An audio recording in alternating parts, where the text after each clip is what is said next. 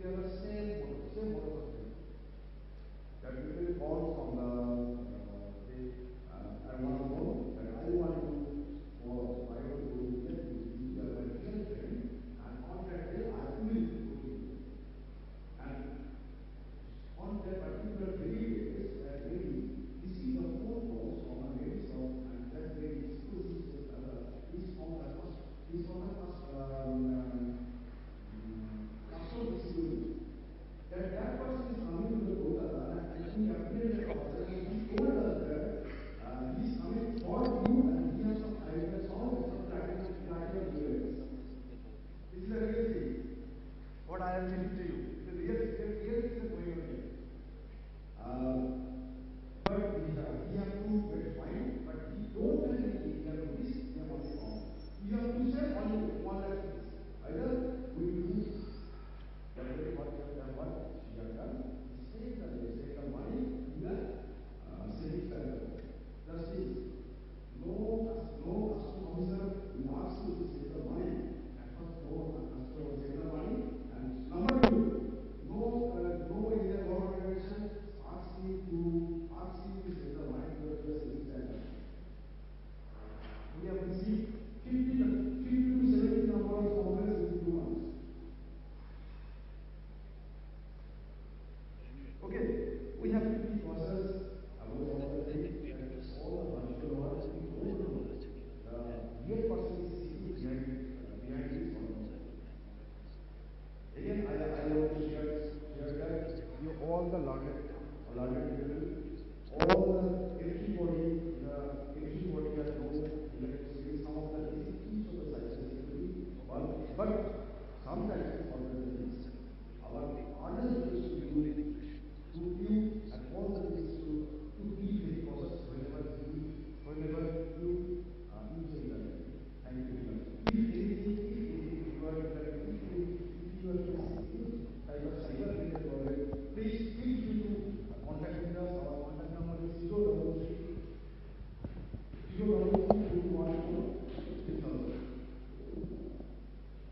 Actually, my learned previous speaker, they 033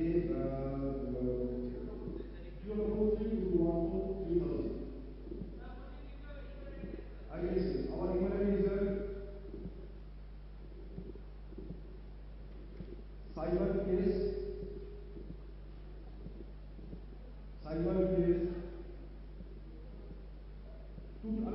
I am repeating 033 2214 3000.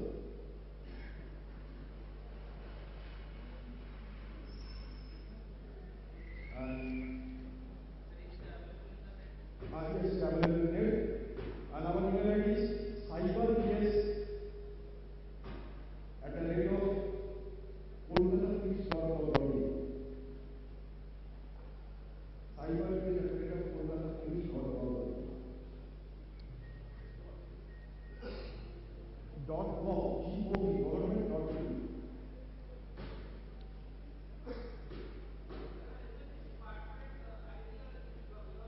It's the Department of Kolkata Police. This is my official name. If you send any mail, you can do it. Yes? Yes. This is our official name. Okay. Yes. Thank you, Kuntal. Yes, then we'll take the questions. Just one, we'll take the question. Don't worry. Just now we'll take the question. So we have the 4 speakers from the 4 different agencies.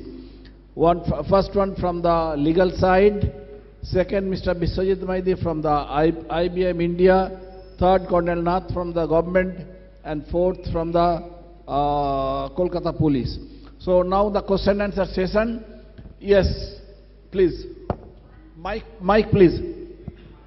Mic please.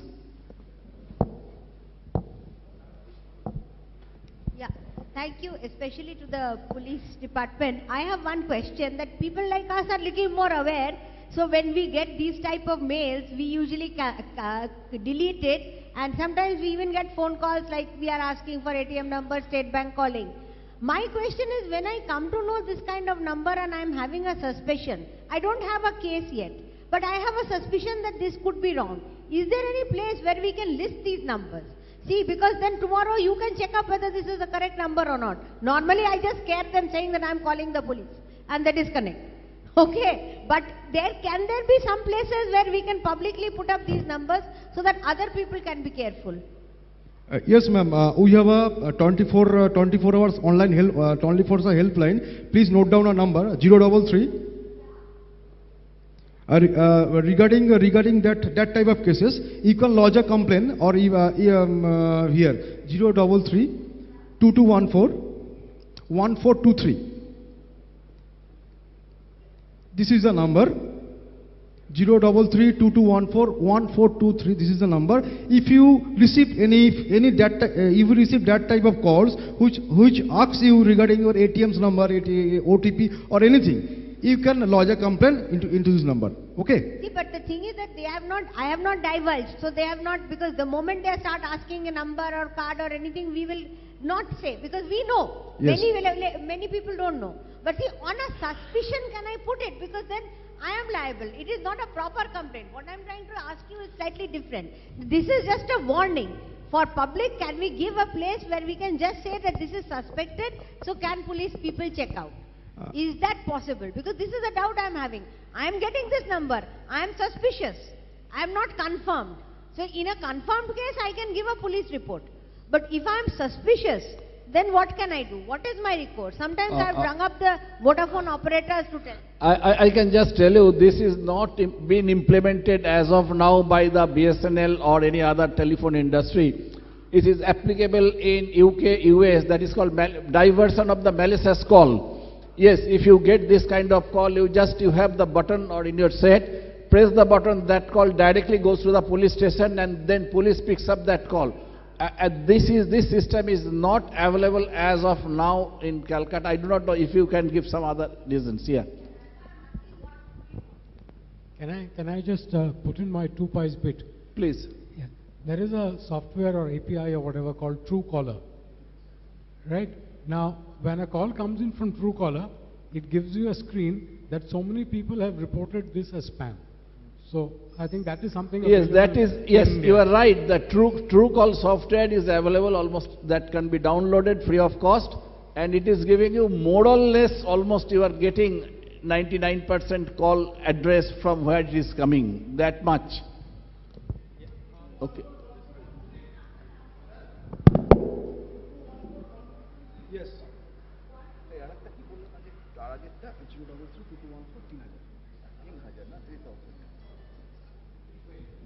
Excuse me. Yes. So this is particularly addressed to the gentleman from IBM. Yeah.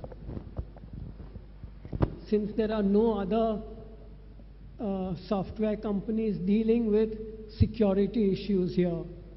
So is it possible, and in fact people do think that this kind of spam, this kind of viruses and this kind of breaking into secured networks, etc., are being sometimes deliberately engineered by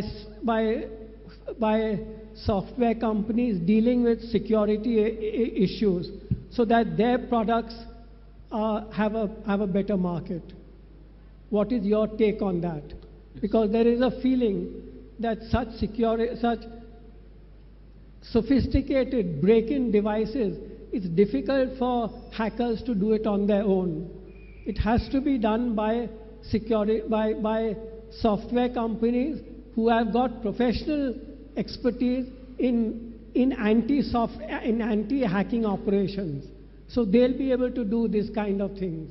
Okay. So that their antiviruses sell. Okay. So, okay, let me try to answer your query in, actually 3 different parts. I mean, questions that you asked for, it is having connotation to at least 3 things. Number one, that you said IBM is the only security company who were working as consultant. Who's here at present on the stage? Okay. So if it is this space is concerned, yes. So first one was here, I would have asked ask Right, him right. also. So, as an IBM is a company which is not in kind of security products, so to say, which is packaged and sold to the end user's hand. So we are the kind of more of a IBM, more of in a consulting services, security consulting services, and products that we create or we make. These are predominantly the not the consumer products. Those are not sold product. They are not. It is not like any antivirus software. No, we are not making those kind of software. More or less, we are in the infrastructure security practices, like your server security, network security, storage security, cloud security, those kind of infrastructure related security services. Those product or services are typically aimed towards protecting the backend infrastructure, right? So that is the aspect, and that is the kind of that parlance under which we do work. Coming back to your query, whenever you said like malware, virus, spreading of those kind of malicious codes, etc., which are predominantly going in the user handheld devices, like let's say your mobile phone, tablets, laptops, desktops, etc. There are software, antivirus software making companies in the market, right? So there are quite a few standard companies who are actually making those products and periodically giving the updates in the user's hands also. I don't believe, my personal opinion, I don't believe that those companies themselves do promote creation of viruses. They don't, because it's a matter of ethics. So and for doing your business, if you try to create something which is actually promoting your business which is not ethical in nature, typically this kind of thing like virus, it's an unethical business. Personally, my belief, they don't create virus and push it in the market to enhance the sale of their product. They don't do that. And in fact, this virus and the malicious codes, malwares, etc., these are typically very sophisticated, skilled people with malicious intent. They do, and it was not organized before. Now time came whenever there are organized group of people are also doing it. They are very serious, intelligent technologists who does it, but that's a different ballgame altogether. We should keep that boundary separate. Yeah. Thank you, Vishwajit. Hello. Now, oh my God, so many. Okay. Can we take two more questions? Yes. Thank you. In fact, I have a question. I'm sorry for my bad throat today. I have a question which is absolutely an opposite of what the gentleman was asking. I sincerely believe if the more and more we look at the unorganized sector in India, and most of the things that are happening in India, if you see, 70 to 80% is unorganized sector, right? Only 20% are organized. Like we come and sit in seminars, talk about security and stuff like that. The amount of intelligence that lies in the unorganized sector, and we all know the amount of innovation that happens in the unorganized sector is much, much more than what is happening in the organized sector, because they have to thrive. We have a job at the end of the day where we get our salaries. They have to thrive every day, right? Therefore, the question, I wanted to ask Colonel Nath this question. Do we really know our enemy in this case? Because do we, in a war, we know our enemy at least. But in this case, do we know our enemy? Because why I'm asking this question is, if you take a mobile phone today to any of the service centers, the best of service centers, sometimes they may refuse and say it doesn't work. You take it to Fancy Market, there's a guy who's sitting there, who's an absolute, anonymous person. That young boy of 22, 23 will look at it and he will rectify it for you. He will get it right, he'll get it running for you actually. So what I'm saying is, with all due respects to all of us, there is a lot of intelligence that is there in that place. And a lot of innovation happens there as well. And these people who actually, I want to really ask this question to you, when you talk about these people who are perpetrating this, okay, they are not people who are having listed companies, they don't have venture capital funds, they don't have angel investors coming in and in an organized market, right? They are all doing it And perhaps there are some organized markets who are actually capturing their intelligence and utilizing them. They might be doing it out of the backyards. They might be sitting in their homes and doing this kind of work. So, is there any activity happening in those areas in terms of understanding we got Venkat. Actually, he's asking that is there any platform or agency from the government so that we can capture that intelligence for utilization for the innovation or some sub-related areas? Not only that, also, do we understand where is it coming from actually? You know? Okay. Where is it coming from? If you don't know that, how are you going to stop it? Because I saw today a gentleman is written certified ethical hacker. Okay. Now let me tell you, I come from an organization called SAP, and there are lots of uncertified consultants who are going all around the world and implementing solutions. Okay, they are not certified SAP consultants, and I can admit that. So the certified part, where we say that you are educated, you are certified to do this, it doesn't really work in the real world. You know, and especially when it comes to these kind of hacking that happens. And as someone rightly said, it's an asymmetric world. For that person, it doesn't cost anything, as long as he can understand, or he or she can understand what they have to hack. But then they are getting into it, right, and doing it. So Yes. Is there any understanding about that world? Difficult. I want to put this question to Mr. Colonel Nath, since he had addressed this to a certain extent. Okay. Yeah, what you're saying is absolutely right, and I would say that I am aware of certain agencies, law enforcement agencies, Right. who are making use of the services of these people from the unorganized sector Okay. when they are working on cases of cybercrime. I know of them. Okay. And quite a few times they have proved to be much more helpful than people, white-collared people, so-called white-collared people. Absolutely. But as far as any, I would say, government initiative or any official initiative which is seen at a large scale, no, it is not there as of now. But the suggestion is most welcome. I am also aware, and we are also, by and large, trying to partner with some agencies. But then, when we partner with agencies, there are a lot of issues when we actually float EOIs and so many things. Right. That their tax details and turnovers and things like that are asked for. So therefore, these kind of people, they lose out on those accounts. Absolutely. Unfortunately, these are the procedures. Okay. Yeah, can I ask you something? Thank you.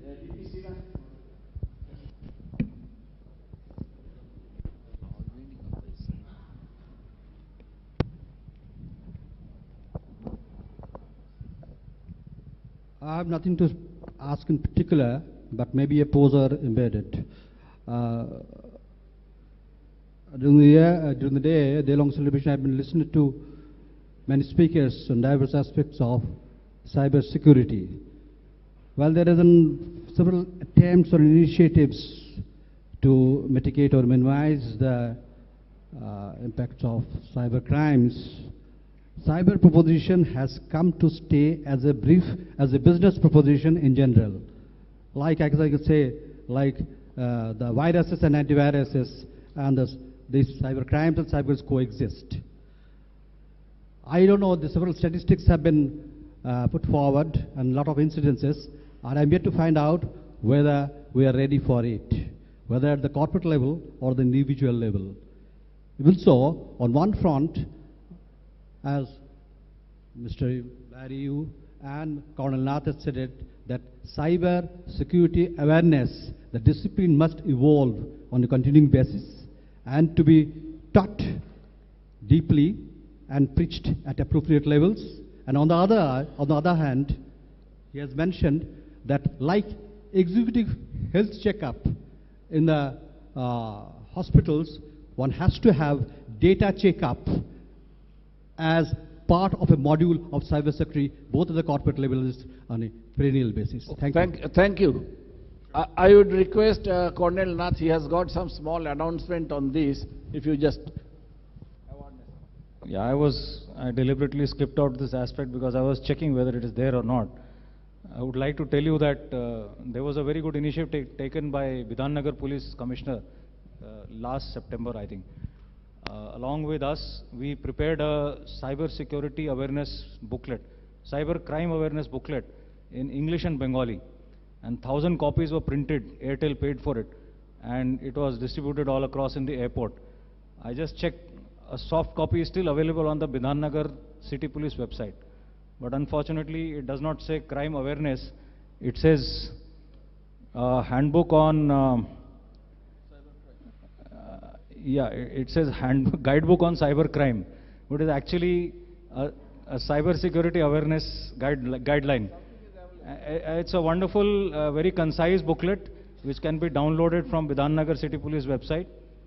Just about 25-30 pages, and it talks about a whole lot of aspects like, you know, I'll read out the contents also. You know, password threats, email security, online scams, social networking risks, ATM threats, online banking, online shopping, and mobile security. It is actually addressing all the aspects of cyber risks which you face today. So I'm sure you could make use of it. Now I think we'll close down this session. Thank you very much, Kuntal, then from Biswajit, Colonel Nath, and Barnik. Thank you very much. Now we'll discuss over the tea if we have any queries. Yes, Angana. We would request Mr. Lahiri to please present mementos to our speakers, to Mr. Barnik Ghosh.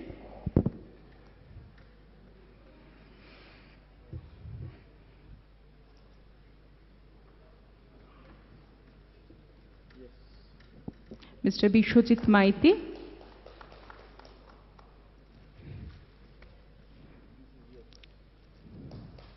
Colonel A.K. Nath. And Mr. Kuntal Siddharth.